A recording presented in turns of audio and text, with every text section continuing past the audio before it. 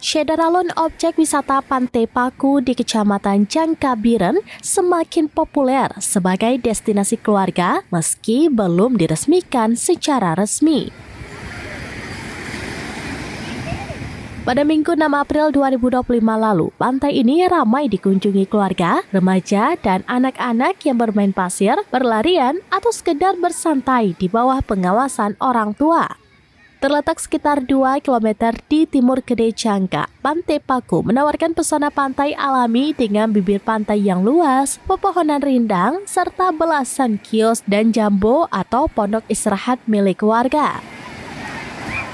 Muharzimi, kecik Pantai Paku, mengungkapkan bahwa kunjungan wisatawan terus meningkat dalam 3 tahun terakhir. Setiap akhir pekan, puluhan mobil dan ratusan sepeda motor memadati area parkir. Selain sebagai tempat wisata, kawasan ini juga menjadi lokasi aktivitas nelayan yang menarik buka darat setiap hari, menambah keramaian di sekitar pantai.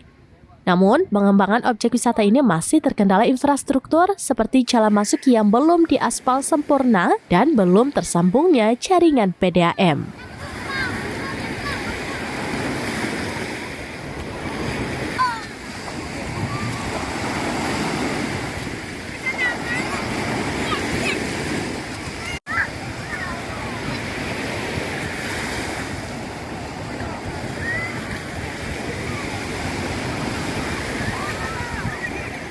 Dari Biran, Yusmandin Idris, Serambinews.com.